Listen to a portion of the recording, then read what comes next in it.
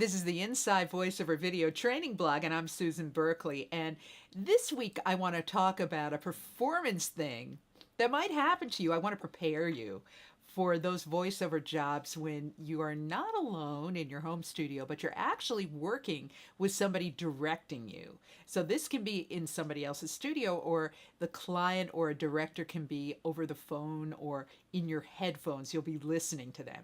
Because I'm remembering a recent session I did for automatic dialogue replacement. So what it was is they had a scenario in a film and they didn't like the voice of the actress, so they used my voice. It was a very short segment, maybe 10 seconds, 15 seconds total. And it had to do, I don't remember the exact script, but it had to do with money.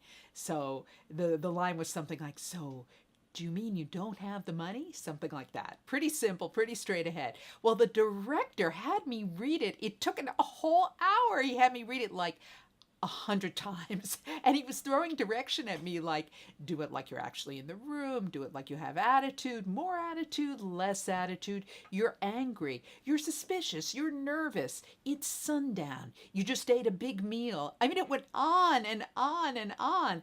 And because I was prepared, and this kind of thing doesn't faze me, I've been doing this for a long time, I was just rolling with the punches, and it wasn't upsetting me. I was actually having fun because I was getting to act.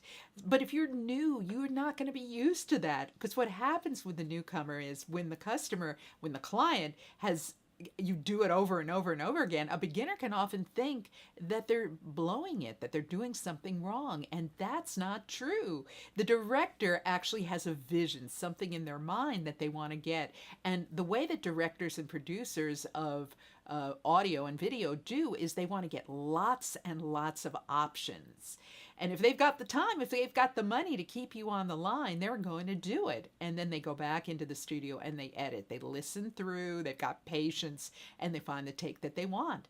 So if somebody keeps giving you direction, you cannot lose your cool. Just hang in there. A line that I often will use in a situation like that when I'm starting to feel frustrated is to say, "Hey, by the way, can you give me a line reading? Can you kind of demonstrate for me the way you hear it in your mind?" And they will. And then eventually they'll be satisfied, but they'll love you because you didn't get flustered. You didn't become annoyed with their creative vision. So that's a tip for you this week. And I'm Susan Berkley. I'll be back next week with more Inside Voiceover.